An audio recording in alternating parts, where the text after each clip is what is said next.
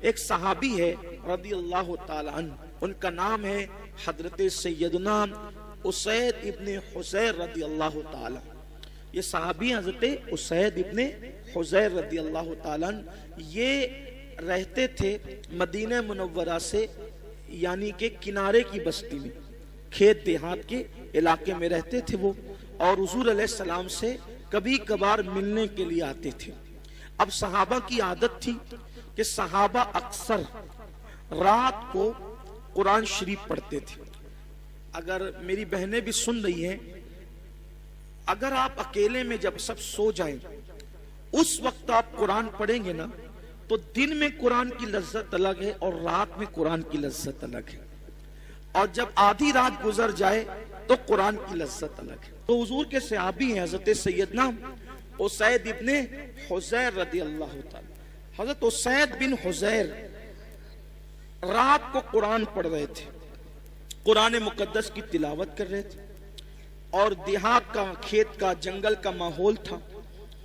ان کا گھوڑا کھڑا ہوا تھا وہاں پر، بندھا ہوا تھا بلکہ گھوڑا، اور پاس ہی میں ان کا بچہ سویا ہوا تھا۔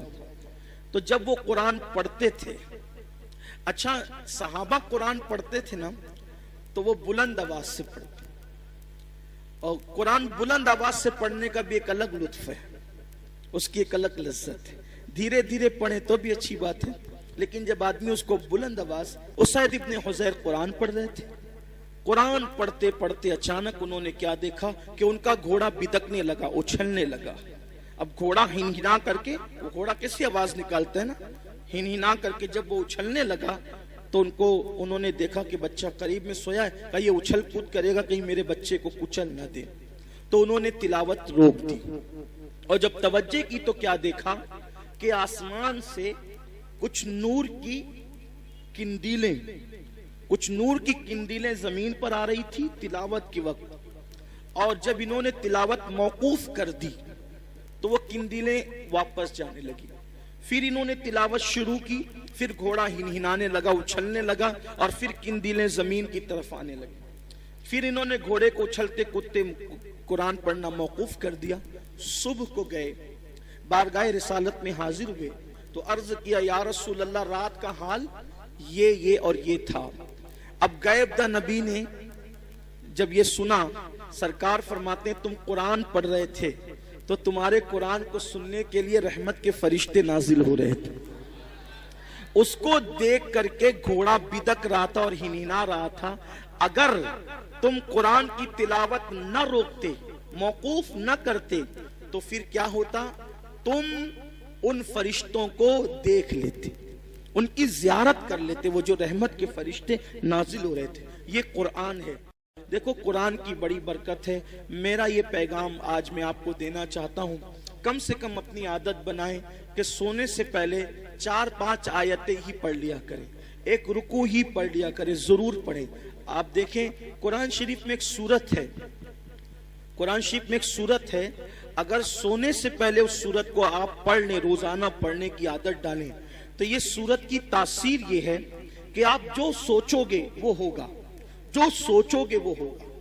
اس سورت کا نام ہے سورہ مزمل، 2 رکوع پر مشتمل ہے یہ سورت، اور 5 منٹ سے بھی کم کا وقت لگتا ہے۔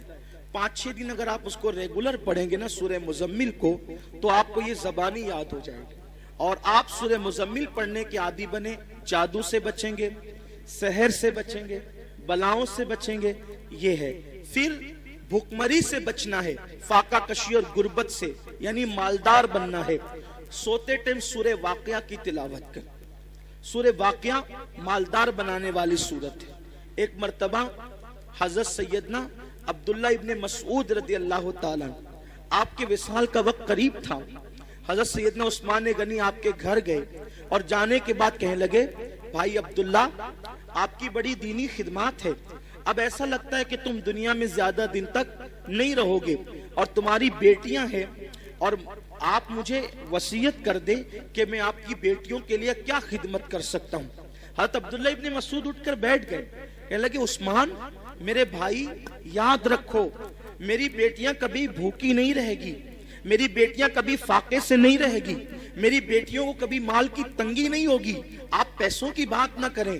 حضرت عثمان غنی نے کہا کیوں عبداللہ, ہم تو یہ سمجھ رہے تھے کہ تمہارے پاس مال نہیں ہے, اتنے یقین سے جو بات کہہ رہے ہو ایسا لگتا ہے کہ شاید تم نے بیٹیوں کے لیے بہت مال اکٹھا کر رکھا ہے. عبداللہ بن مسعود کہتے ہیں نہیں, بیٹیوں کے لیے مال اکٹھا نہیں کیا ہے, مجھے اپنے نبی کے فرمان پہ بھروسہ ہے. اللہ کے رسول علیہ السلام نے فرمایا کہ جو سونے سے پہلے سورہ واقعہ کی تلاوت کر لے گا اس کے گھر میں کبھی فاقہ کشی نہیں ہو سکتی. میں نے میری بیٹیوں کو سورہ واقعہ کی تلاوت کرنے کا عادی بنا دیا ہے, جب تک وہ سورہ واقعہ پڑھتی رہے گی انشاءاللہ کبھی ان کو فاقہ کشی کی نوبت نہیں آئے گی. یہ صحابہ کا یقین تھا. بہت ساری بچیوں کو رشتے نہیں آتے, سورہ یاسین پڑھیں, عصر کے بعد پڑھیں, ان کو اچھے رشتے آئیں گے. قرآن میں سب ہے لیکن قرآن پڑھنا نہیں چاہتے, تعویذ لینا چاہتے ہیں, تعویذ لینا چاہتے ہیں, وظیفے پڑھنا چاہتے ہیں. قرآن سے بڑھ کر کون سا وظیفہ ہے وہ بتائیں نا آپ, قرآن سے بڑھ کر کون سا وظیفہ ہے. دیکھو حضور غریب نواز رضی اللہ تعالیٰ جے پال جوگی کے سارے جادو کا جواب صرف ایک آیت سے دیا ہے غریب نواز نے, اس کو آیت الکرسی کہتے ہیں. آیت الکرسی سے جے پال جوگی ہار گیا, غریب نواز کے مقابلے میں نہیں آ سکا. وہ سورہ فلق سورہ ناس پڑھ کے دم کیجئے, نظر بد ختم ہوگی. بچے جو شام کے وقت رات رات بھر روتے ہیں, فلق اور ناس پڑھ کر دم کرو, بچے رونا بند کر دیں گے, نہیں روئیں گے بچے. نظر لگتی ہے 3 مرتبہ لیلاف قریش پڑھو, نظر فوراً ختم ہوگی. اب آپ کہیں گے ہم تو کرتے ہیں نا لیکن اثر نہیں ہوتا. یہی بات خاص ہے, یہ بات خاص ہے. ایک مجھے بہت خوبصورت بات یہاں یاد آئی. ہمارے مرشد آبروئے سلسلہ چشتیہ شہباز اولیاء حضرت سیدی بابا فرید الدین گنج شکر رضی اللہ تعالی, یہ سلسلہ چشتیہ کی آبرو ہے. بابا فرید بڑے پیارے بزرگ ہیں. بابا فرید الدین, غریب نواز نے کہا تھا قطب الدین ایسے شہباز کا تو نے شکار کیا ہے کہ اس کے ذریعے سے قیامت تک تیرا نام زندہ رہے گا.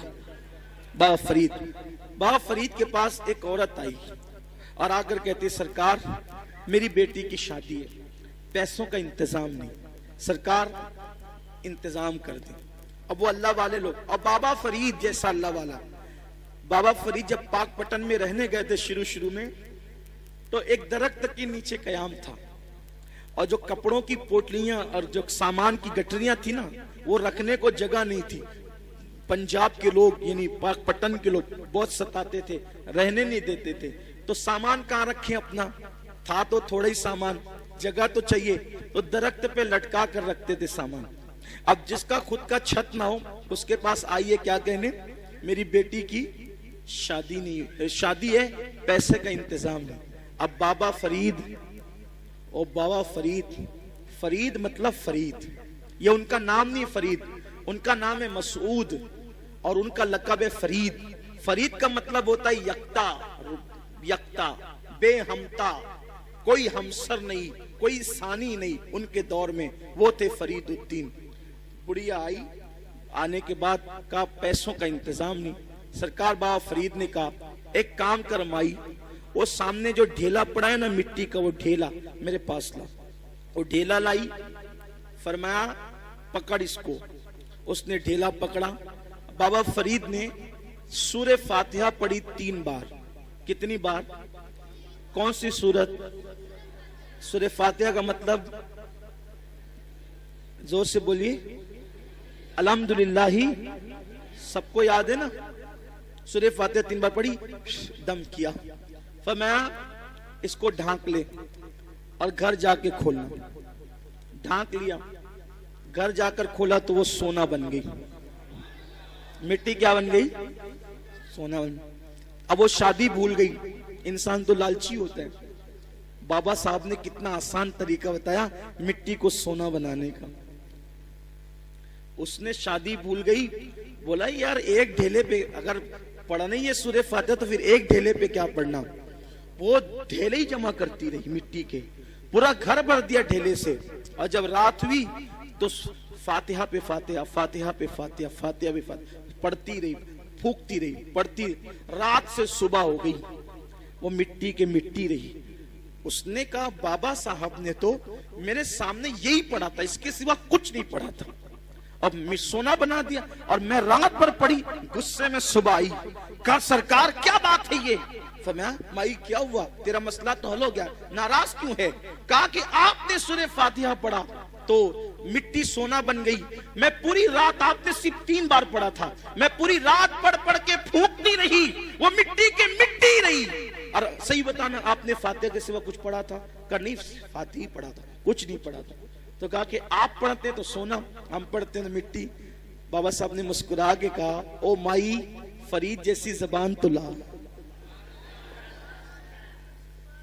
فرید جیسی زبان تو لا. کسی کو ٹائیفائڈ ہوتا ہے, ٹائیفائڈ کا مرض, چائے پیتا ہے تو کیسی لگتی ہے؟ کڑوی. کیسی لگتی ہے؟ بولو چائے کڑوی ہے کہ زبان کڑوی ہے؟ کیا کڑوی؟ آدمی کہتا ہے چائے کڑوی ہے, آدمی کیا کہتا ہے؟ چائے کڑوی نہیں ہے. اگر چائے کڑوی ہوتی تو سب کو کڑوی لگتی. تیری زبان کڑوی ہو گئی ہے. کیوں؟ کیونکہ تجھے بیماری ہے, بیماری کی وجہ سے تجھے چائے کڑوی لگ رہی ہے. ایسے ہی جیسے ٹائیفائڈ والوں کو چائے کڑوی لگتی ہے, ویسے ہمیں گناہوں کا ٹائیفائڈ ہو گیا ہے. جس دن یہ گناہوں کا ٹائیفائڈ ختم ہو جائے گا, ہم بھی سورہ فاتحہ پڑھیں گے اور مٹی سونا بنتی چلی جائے گی. لیکن کوئی بیماری کے, یہ گناہوں کے ٹائیفائڈ سے نکلے تو صحیح. دیکھو جو لوگ قرآن پڑھتے ہیں, قرآن ان کے چراغ بھی لوگ نہیں بجھا سکتے. میں نے بار بار اپنی قوم سے کہا کہ لوگ حیران ہیں, کرونا وائرس, بھوت سوار ہو گیا کرونا وائرس کا, کرونا وائرس, پھر یہ وائرس اور وہ وائرس, سارے وائرس, یہ وائرس میں پریشان ہے. ارے نادان, سوچ تو صحیح. کوئی بستی سے نکال دے گا, کوئی یہ کر دے گا, کوئی مار ڈالے گا, کوئی قتل کر دے گا, کوئی لوٹ لے گا, یہ کرے گا, وہ یار کوئی کچھ نہیں کرے گا. اللہ کی کتاب پکڑو, اللہ کی کتاب پکڑو. تمہارے جلائے ہوئے چراغ بھی کوئی بجھا نہیں سکتا. آپ کو مٹانا آسان نہیں ہے. قرآن پکڑ کر دیکھو. کیا وہ مشہور سا واقعہ میرے مرشد سیدی شمس الدین ترک پانی پتی کا نہیں سنا؟ نہیں سنا کہ سرکار صابر کلیر نے کہا تھا بابا شمس جب تجھ سے کرامت کا ظہور ہو سمجھ جانا میرا انتقال ہو گیا, اور آ جانا پھر سیدھے کلیر, اور پھر میرا انتقال ہو چکا ہوگا, لیکن مجھے ہاتھ نہیں لگانا.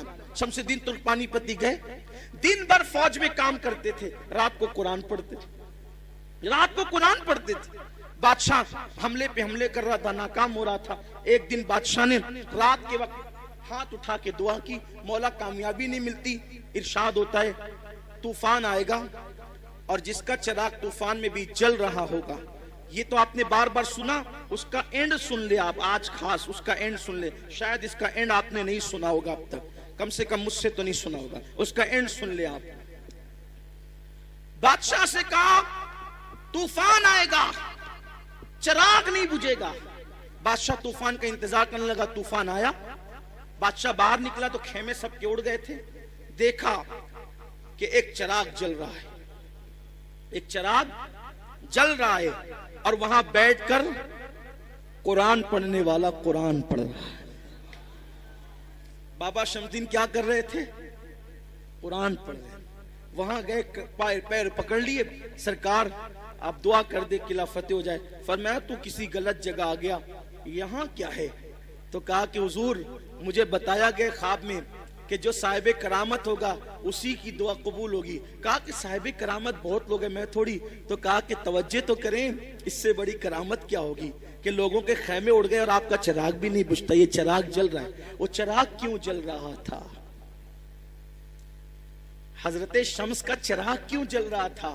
چراغ اس لیے جل رہا تھا کہ وہ چراغ کی روشنی میں قرآن پڑھ رہے تھے. چراغ کی, یہاں تو لائٹ کی روشنی میں بھی قرآن نہیں پڑھتے, وہ لوگ چراغ کی روشنی میں قرآن پڑھتے. تو میری گزارش ہے قرآن کو عام کیا جائے, قرآن کو عام کریں, قرآن پڑھیں, قرآن پڑھائیں. اللہ تعالی ہم سب کو قرآن پڑھنے کی توفیق عطا فرمائے.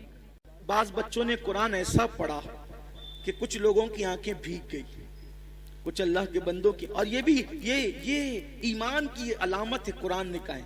قرآن کہتا ہے کہ ایمان والوں کی پہچان ہے جب ان کے سامنے قرآن پڑھا جاتا ہے تو ان کی آنکھوں سے آنسو نکل پڑتے ہیں، ان کا ایمان بڑھ جاتا ہے، آنسو نکل پڑے۔ چھوٹے چھوٹے بچوں نے جو قرآن پڑھا نا، آنسو نکل پڑے۔ اور قرآن کو آنسوؤں کے ساتھ ہی پڑھنا چاہیے، قرآن کو آنسوؤں کے ساتھ پڑھنا چاہیے، بلکہ قرآن مقدس پڑھتے وقت تو آنسو نہ آئیں تو آنسو نکالنے کی کوشش کرنا چاہیے۔ آنسو نہیں نکلتے تو کم سے کم رونے جیسی صورت بنا لینا چاہیے۔ یہ قرآن پڑھنے کا طریقہ ہے۔ ایک بار کسی نے حضرت عبداللہ ابن مسعود کے سامنے قرآن پڑھا تو انہوں نے فرمایا تلاوت تو ہو گئی، آنسو کہاں ہے؟ اس لیے کہ قرآن روتے ہوئے پڑھنا چاہیے۔ اب آج کل وہ رواج نہ رہا تو کم از کم چلیں رونے جیسی صورت ہی بنا لیا کریں قرآن پڑھتے وقت۔ دنیا کیا کہے گی اس کو چھوڑ دیں، اگر کوئی ریاکار کہتا ہے تو کہے، کوئی روتڑا کہتا ہے تو کہے، ہمیں دنیا سے کیا لینا، لیکن قرآن روتے ہوئے پڑھیں۔ مگر یہ نہیں کہ روتے وقت یہ نیت کریں کہ لوگ دیکھ کے سمجھے کہ ہم کتنے اللہ والے ہیں، یہ ریاکاری ہے۔ یہ سوچے نا کہ اللہ دیکھ رہا ہے، اسے پسند آ جائے، آنسو اس کو پسند آ جائے۔ قرآن کی بات ہے، قرآن کا معجزہ ہے، قرآن کا یہ اعجاز ہے کہ قرآن کو جتنا پڑھیں جتنا پڑھیں جتنا پڑھیں، ہر مرتبہ اس کی لذت آپ کو ملتی چلی جاتی ہے۔ اور قرآن کی اہمیت ہے، یہ قرآن کی اہمیت ہے۔ یہاں محلے کے لوگوں بھی حاضر ہیں، ہمارے آس پاس کے لوگ بھی حاضر ہیں، تو قرآن کی اہمیت کی وجہ سے، قرآن دیکھو کتنی عظیم کتاب ہے، قرآن کی اہمیت کی وجہ سے اللہ نے ہر فرشتے کو بھی قرآن پڑھنے کی اجازت نہیں دی۔ ہر فرشتہ ہو کر، معصوم ہو کر، وہ فرشتہ کوئی گناہ نہیں کرتا، غیبت نہیں کرتا، اللہ کی مرضی کے خلاف زندگی نہیں گزارتا، پھر بھی ہر فرشتے کو قرآن پڑھنے کی اجازت نہیں ہے۔ مخصوص مقرب فرشتے ہیں، انہی کو قرآن پڑھنے کی اجازت ہے۔ تو جو دوسرے باقی کے فرشتے ہیں وہ اللہ سے عرض کرتے مولا ہمیں قرآن پڑھنے کی اجازت تو نہیں ہے، اب ہم قرآن کی لذت لینا چاہیں تو کیا کریں؟ تو اللہ فرماتا ہے زمین پر جاؤ اور میرے جو بندے قرآن پڑھتے ہیں ان کے منہ پر اپنا منہ رکھ دو اور قرآن کی لذت حاصل کر۔ یعنی جب حضور کا کوئی غلام قرآن پڑھتا ہے تو وہ کتنا مقدس ہو جاتا ہے کہ اس کے منہ کی کوئی قدر کرے نہ کرے، فرشتے اس کے منہ پر اپنا منہ رکھ کر کے اس کی لذت کو حاصل کرتے ہیں۔ چھوٹے چھوٹے بچے قرآن پڑھ رہے تھے اور جب اس میں اکثر چونکہ آخری پارے کی تلاوت ہو رہی تھی، جو لوگ سمجھے ہوں گے یقیناً کہیں قیامت کا ذکر، کہیں جہنم کا ذکر، کہیں جنت کا ذکر، کہیں میدان محشر کا ذکر، یہ سب آپ نے سنا۔ اگر آپ توجہ کرتے تو مزید آپ کا میں شکریہ ادا کرتا ہوں کہ آپ نے اپنا قیمتی وقت دیا۔ یاد رکھیں قرآن سے اپنا رشتہ مضبوط کریں۔ بلکہ اب یہاں عشاء کے بعد تعلیم بالغاہ کا بھی نظم ہے۔ اگر آپ بڑی عمر کے ہیں، قرآن پڑھنا نہیں جانتے، آؤ قرآن سیکھو، اس سے پہلے کہ موت آئے قرآن سیکھ لو، کیونکہ فرمایا گیا کہ جس نے زندگی میں قرآن پڑھنا نہیں سیکھا اور وہ مر گیا تو قیامت کے دن اس کو اندھا اٹھایا جائے۔ قیامت میں وہ اندھا، اس لیے ہر مسلمان پر لازم ہے کہ وہ قرآن پڑھنا سیکھے۔ ہم اگر 24 گھنٹے میں صرف 1 گھنٹہ دیتے ہیں قرآن سیکھنے کے لیے تو یقین جانیں کہ آپ قرآن چند مہینوں میں، اور 4-5 پارے آپ اچھے استاد سے پڑھنا اگر سیکھ گئے تو انشاءاللہ تبارک و تعالی آپ خود بخود قرآن پڑھ لیں گے۔ اور قرآن پڑھنے کی عادت ڈالیے۔ آج لوگ کہتے ہیں مصیبت میں ہے، بلاؤں میں ہے، پریشانیوں میں ہے، قرآن پڑھیے۔ قرآن کی برکت سے ساری مشکلیں آسان ہوگی۔ اللہ کی کتاب سے بڑی کوئی کتاب نہیں ہے۔ مولا علی فرماتے تھے، میرے مولا مشکل کشا کہتے تھے کہ جب میرا دل چاہتا ہے کہ میں اللہ سے باتیں کروں، جب میرا دل چاہتا ہے کہ میں اللہ سے باتیں کروں تو میں نماز پڑھنے لگتا ہوں، اور جب میں چاہتا ہوں کہ اللہ مجھ سے باتیں کریں تو میں قرآن پڑھنے لگتا ہوں۔ تو رات میں کبھی قرآن کھول کر بیٹھیے۔ ڈاکٹر اقبال جرمنی سے ڈاکٹری پڑھے ہوئے آدمی تھے، لیکن اس شخص قرآن پڑھنے کا مزاج یہ تھا کہ جب وہ قرآن رات کو پڑھتے تھے تو اتنا روتے تھے کہ صبح کو جو ان کے آنسو مصحف قرآن پہ گرتے تھے تو دھوپ نکلنے کے بعد وہ قرآن کے اوراق سکھانے کے لیے ان کے گھر والے رکھ دیا کرتے تھے. اقبال کی شاعری میں جو چاشنی ہے وہ قرآن کی برکت ہے, وہ درود مصطفیٰ صلی اللہ علیہ وآلہ وسلم کی برکت ہے. ڈاکٹر اقبال نے اپنی قوم سے مخاطب ہو کر کہا تھا کہ تم نے قرآن سے مرنا سیکھا ہے, مرنا, کاش کہ تم قرآن سے جینا سیکھ لیتے. بھئی مرنے والوں کے سرانے ہم کیا پڑھتے ہیں؟ سورہ یاسین پڑھتے ہیں. اور عقیدہ کیا ہے؟ حدیث بھی ہے کہ جو شخص سکرات والوں کے پاس قرآن پڑھے گا تو موت کی تکلیف آسان ہو جائے گی. تو جس قرآن کی برکت سے موت کی تکلیف آسان ہو سکتی ہے, کیا اس قرآن کی برکت سے زندگیوں کی تکلیفیں آسان نہیں ہو سکتی؟ موت کی تکلیف مشکل ہے یا زندگی کی تکلیف مشکل ہے؟ موت کی تکلیف زیادہ ہے, زندگی کی تکلیف کی کوئی حیثیت نہیں ہے. تو فرمایا کہ اقبال کہتے ہیں کہ تم نے قرآن سے مرنا سیکھا, تم قرآن سے جینا سیکھو, قرآن اپنی زندگی میں شامل کرو. تو صحابہ کی عادت تھی, قرآن پڑھتے تھے. مولانا نے ابھی, مفتی صاحب نے موبائل کا ذکر کیا. موبائل ایسا گھس گیا یہ ظالم ہماری زندگی میں کہ اس سے کوئی بچا نہیں. جیسے پیسے سے کوئی نہ بچ سکا, اب پیسے کے بعد دوسری مقبول چیز یہ ہے, موبائل سے کوئی نہیں. کیا پنڈت, کیا مولوی, کیا امام, کیا لیڈر, کیا امیر, کیا غریب, کیا بوڑھا, کیا بچہ, سبھی اس میں مبتلا ہو گئے. ادھر سے گھنٹی بجی ٹن, ادھر سے نکال کر کے دیکھا کس کا میسج ہے نا, بے چین ہو جاتا ہے آدمی, کس کا میسج ہے. نادان انون پرسن کا میسج دیکھنے میں تجھے اتنا شوق اور اتنی دلچسپی ہے, کبھی خدا کا میسج دیکھنے میں بھی تجھے دلچسپی ہوئی؟ اس نے بھی تو کوئی میسج بھیجا ہے نا, اس کا بھی تو کوئی فرمان ہے, اس کا بھی تو کوئی حکم ہے, اسی کو قرآن کہتے ہیں. آؤ قرآن کی طرف. اللہ کے رسول صلی اللہ علیہ وآلہ وسلم نے حجۃ الوداع کے موقع پہ فرمایا تھا کہ میں تم میں دو بھاری چیزیں چھوڑ کر جا رہا ہوں اور دونوں کا دامن مضبوطی سے پکڑے رہنا, تم کبھی گمراہ نہیں ہو سکو گے. فرمایا تھا ایک اللہ کی کتاب ہے اور دوسری میری اہل بیت ہے. اور یہ بھی فرمایا تھا, یہ بھی کہا تھا کہ یہ دونوں کبھی جدا نہیں ہوں گے حتیٰ کہ حوض کوثر پر مجھ سے آ کر ملاقات کریں گے. امام حسین نے کربلا میں بتا دیا کہ نانا کے فرمان کی حقانیت کیا ہے. فرمایا کبھی جدا نہیں ہوں گے. گردن کٹ گئی, حسین قرآن پڑھ کے بتا رہے ہیں, لوگوں دیکھ لو ابھی بھی قرآن سے ہمارا تعلق کتنا مضبوط ہے. جان سے ہمارا تعلق کٹ چکا ہے لیکن قرآن سے ہمارا تعلق اب بھی باقی ہے. اور حسین پاک نے قرآن پڑھا, نیزے پر قرآن سنایا. تو یہ قرآن ہے. اور ان کے والد تو کیسے قرآن پڑھتے تھے. مولا علی کیسے فرماتے تھے کہ میں گھوڑے کی ایک زین پر قدم رکھنے کے بعد دوسرے زین پر قدم رکھنے سے پہلے پورا قرآن ختم کر لیا کرتا ہوں. ابھی لوگ تامک توئیاں کر رہے ہیں کہ یہ کیسے ہو سکتا ہے. فرمان پر سب کا یقین ہے, فرمان پر سب کا یقین ہے کہ مولا علی نے کہا گھوڑے کی ایک زین پر قدم رکھنے کے بعد دوسرے پر قدم رکھنے سے پہلے پورا قرآن ختم کر لیتا ہوں. کیسے؟ اگر کبھی وقت رہا تو یہ راز ضرور بتاؤں گا کیسے, لیکن یہاں عنوان قرآن ہے, اس لیے انشاءاللہ کسی موقع پر مجھے یاد دلائیے, جب مولا علی پر گفتگو ہو تو بتائیں گے کہ ایک زین پر قدم رکھنے کے بعد دوسرے زین پر قدم رکھنے میں کتنا ٹائم لگتا ہے. کبھی گھوڑا دیکھا ہے؟ اس پہ بیٹھے ہو, سنت سمجھ کے کبھی بیٹھنا. پہلے لوگ بارات میں بیٹھتے تھے, اب بند ہو گیا. اگر چالو بھی ہو جائے تو مجھے کوئی نقصان نہیں. بینڈ باجا بند کرو, گھوڑے پہ بیٹھ کے جانے میں کیا پرابلم ہے؟ وہ تو سواری ہے نا. اور سنت کی نیت سے بیٹھ جائیں تو بھی ثواب ہی ملنا ہے. گھوڑے پہ جانا جو وہ غلط نہیں ہے, بینڈ باجے کے ساتھ جانا غلط. اللہ کا شکر ہمارے شہر سے یہ بلا ختم ہو گئی ہے. تو گھوڑے پہ بٹھا کے نعشی پڑھتے ہوئے جا سکتے ہیں. اس نیت سے کبھی بیٹھ جایا کرو کہ میرے محبوب کی سنت ہے.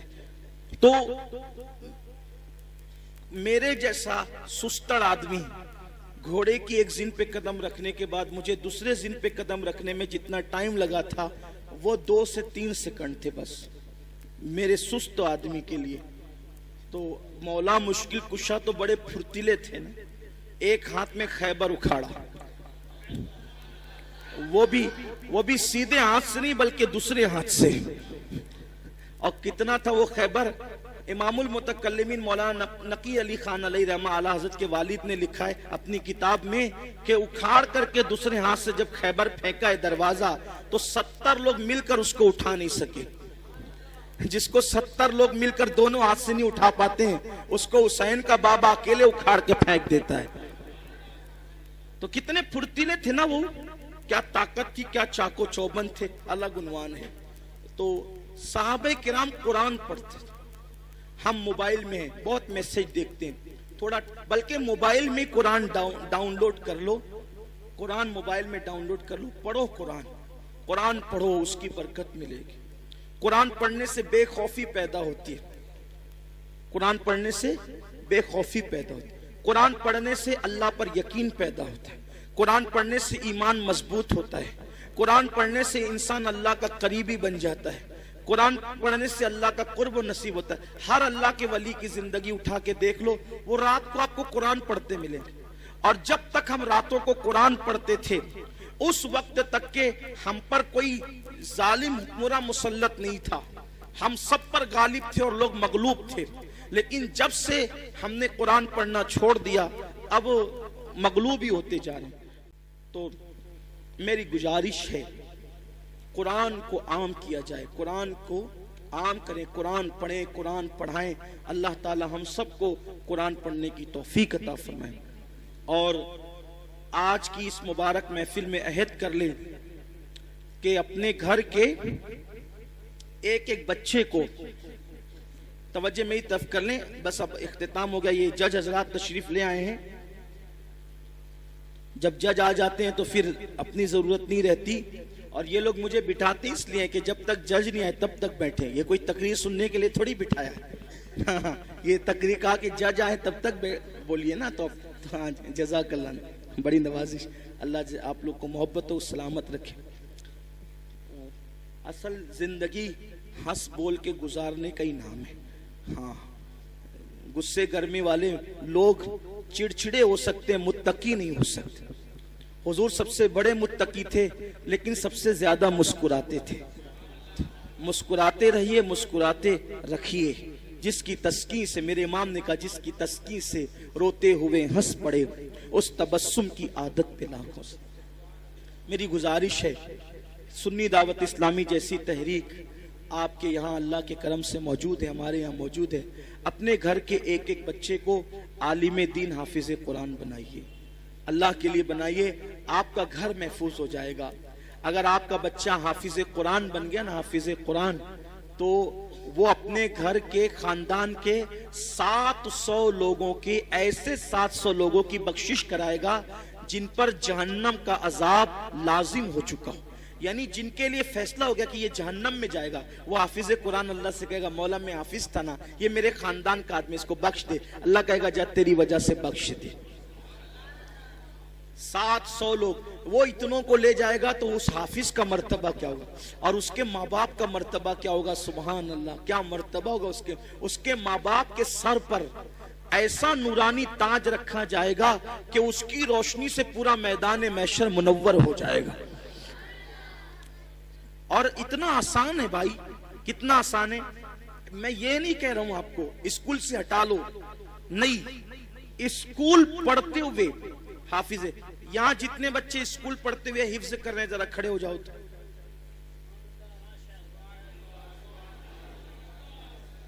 یہ سب بچے اسکول پڑھ کے حفظ کر رہے ہیں، اور اس میں سے 6 بچے اس سال حافظ قرآن میں. کتنے؟ 5 بچے. معاف، جامعہ پہ 6 تھے، یہاں 5. وہ کون بچے؟ 5 بچے. اب بیٹھ جاؤ، وہ 5 کون ہیں جو اس سال حافظ ہوئے؟ یہاں سے یہ 5 بچے. بیٹا تم کیا پڑھ رہے ہو ابھی؟ 10ویں پڑھ رہے ہیں. کیا نام بیٹے؟ عقیل احمد. تم کیا پڑھ رہے ہو بیٹا؟ کالج میں کیا کر رہے ہو؟ یہ CA بن رہے ہیں اور حافظ قرآن ہو چکے ہیں. تم کیا کر رہے ہو بیٹا؟ اسکول پڑھ چکے ہیں. کون سے کہاں تک پڑھے ہو؟ 10ویں تک پڑھ کر انہوں نے قرآن حفظ کیا. تم بیٹا؟ یہ 11ویں 8ویں ہمارے ساتھی ہیں، پرانے ساتھی عبدالرشید بھائی، یہ ان کا بیٹا ہے محمد رضوان. ہاں میں بھی سوچ رہا تھا وہاں بیٹھے بیٹھے یہ آخری میں انہوں نے پڑھا نا، پورا حفظ ہو گیا ان کا مکمل. میں نے سوچا اس کے باپ کا نکاح میں نے پڑھایا تھا، اب یہ اتنا بڑا ہو گیا کہ اس کا نکاح پڑھانے کا وقت آ گیا. اللہ تعالیٰ نے مجھے بھی کتنی عمر عطا فرمائی، اس کے باپ کا نکاح ہی پڑھاؤں، اس کا ہی پڑھاؤں گا انشاءاللہ، اس کے بیٹے کا بھی پڑھاؤں گا. کیا نام ہے بیٹا تم کیا کر رہے ہو؟ 11ویں یہ بھی پڑھ رہے ہیں آرٹس میں، اور یہ حافظ قرآن. یہ 5 بچے یہی اسکول نہیں چھوڑنا، اسکول پڑھتے ہوئے دین دنیا دونوں ساتھ ساتھ بیٹھو. یہ میں نے اسی ممبر پہ بیٹھ کر ختم قرآن کے وقت ایک بات کہی تھی کہ ہم وہ دور چاہتے ہیں کہ جو تراویح پڑھانے والا ہو وہ ڈاکٹر ہو، ٹیچر ہو، وکیل ہو، انجینئر ہو. انشاءاللہ یہ منظر آپ چند سالوں کے اندر دیکھیں گے. آپ کا تعاون چاہیے، آپ کی مدد چاہیے. مدد اور تعاون میں یہ نہیں کہہ رہا ہوں کہ چندہ دے کر کرو، چندہ دینا ہو دو، مت دینا ہو مت دو. چندے کی کوئی بات نہیں ہے، دین کا کام اللہ رسول کی مدد سے چلتا ہے. اپنے بچے دو ہمیں، اپنے بچے. آپ سے ہمیں یہ تعاون چاہیے کہ آپ کے بچے چاہیے ہمیں. اور جیسے آپ اسکول کے لیے اپنے بچوں کو تنبیہ کر کر کے بھیجتے ہیں، ویسے مدرسے میں بھیجیے یہاں. اور رپورٹ مفتی صاحب نے کہا نا، ہر مہینہ رپورٹ جا رہی ہے، محنت ہو رہی ہے. دارالعلوم میں جو بڑے دارالعلوم میں جو تنخواہ دی جاتی ہے سنی دعوت اسلامی، وہ اس مدرسے میں دے رہی ہے پارٹ ٹائم پڑھانے والوں کو. وجہ کہ بچے اچھے سے تعلیم حاصل کریں، سلسلہ جاری رہے، مضبوط تعلیم ہو تو ماں باپ کے سر پہ تاج ہوگا، تاج. کچھ آخرت کے لیے کر لو.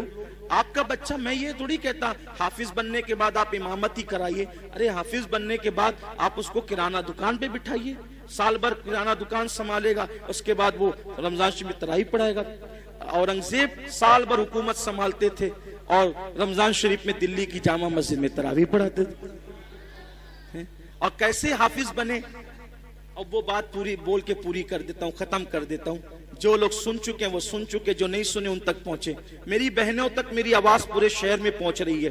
ماؤں سے بھی کہتا ہوں، جنتی بننا ہے، موقع ہے، اپنے بچوں کو عالم حافظ بناؤ. آپ کے لیے نجات کا ذریعہ بنے گا آپ کا بچہ. اورنگزیب کے بیٹے حافظ قرآن بنے. حافظ قرآن بنے تو اورنگزیب نے کہا جاؤ بیٹا دادا کو سلام کر، یعنی شاہ جہاں کو. کس کو؟ صاحب عالم شاہ جہاں کو سلام کر کے وہ گئے. اور جانے کے بعد شاہ جہاں کو، جن کا لقب تھا ہندوستان میں صاحب عالم، صاحب عالم ذل الہی، تاریخ میں ان کے القابات ہیں. بڑا بادشاہ، بڑا بادشاہ. اتنا بڑا بادشاہ ہو کر بھی کبھی تہجد نہیں چھوٹی اس شخص سے. شاہ جہاں تہجد گزار بادشاہ گزرا ہے، کبھی نماز نہیں چھوٹی اس شخص کی. شاہ جہاں جسے لوگوں نے تاریخ الٹ پلٹ کر دی، بادشاہوں سے بدگمان کرا دی. تو حضرت صاحب عالم شاہ جہاں سے کہا کہ جاؤ دادا کو سلام کر کے، اور شاہ جہاں کو سلام کر کے. یہ بیٹھے تھے قلعے میں، بچے آئے، دادا جان السلام علیکم. ہاں بیٹا سلام، عید ہے آج. نہیں دادا عید نہیں ہے، لیکن عید سے بڑا دن ہے. کہا کیا عید سے بڑا دن؟ تو کہا کہ آج ہم دونوں بھائیوں کا قرآن ختم ہو گیا، ہم نے حفظ کر لیا. کہا چلو بھاگو یہاں سے. اور دادا جی حفظ کیا نا؟ کہا ہاں اسی لیے بھگا رہا ہوں. کہا کیوں؟ اس میں تو بیٹا تیرے باپ کا فائدہ ہے، ہمارا کیا فائدہ ہے؟ تیرے باپ کے سر پہ جنت کا تاج سجے گا نا. ارے اس دن مجھے خوشی ہوتی کہ میرا بیٹا بھی حافظ قرآن ہوتا. بچے گئے، ابا دادا ایسا ایسا کہہ رہے تھے. کہا بیٹا تیرے دادا کو جا کے کہہ دے کہ بابا کے سر پہ بھی انشاءاللہ تاج ہوگا، میں بھی آج سے حافظ قرآن بنوں گا. اور حکومت سنبھالتے ہوئے صرف 6 مہینے میں اورنگزیب نے قرآن شریف یاد کر لیا. بھائیو وہ حکومت سنبھال کر کے 6 مہینے میں قرآن حفظ کر سکتے ہیں اورنگزیب، تو ہم لوگ کرانہ دکان سنبھال کر نہیں کر سکتے، ہم لوگ دکان چلا کر نہیں کر سکتے. ارے آپ سوچیں، حضور تاج الشریعہ اتنے بڑے عالم دین ماضی قریب کے بزرگ، انہوں نے جب ان کی آنکھوں کی بینائی انتہائی کمزور ہو گئی تھی تب قرآن شریف یاد کرنا. پوری دنیا کا دورہ کر رہے ہیں، فتویٰ دے رہے ہیں، پڑھا رہے ہیں، اور اردو کتابوں کو عربی میں کروا رہے ہیں، اس کے ساتھ قرآن حفظ بھی کر رہے ہیں. اور دنیا سے جاتے جاتے انہوں نے جانے سے پہلے پورا قرآن ختم کر. آدمی کرنا چاہے تو کر سکتا ہے. میں بہت مصروف ہوں. ارے کیا مصروف ہے؟ پورا دن تو ادھر ادھر بیٹھ کر کے جو ہے وہ وقت برباد کرتے ہو. کچھ ٹائم اللہ کے لیے نکالو, ٹائم دو اور قرآن حفظ کرو. 2 3 آیتیں بھی کرو گے تو بہت یاد ہو جائے گا. دعا کریں اللہ مجھے بھی توفیق دے اور آپ کو بھی توفیق دے کہ ہم قرآن شریف سے اپنے رشتے کو مضبوط کریں.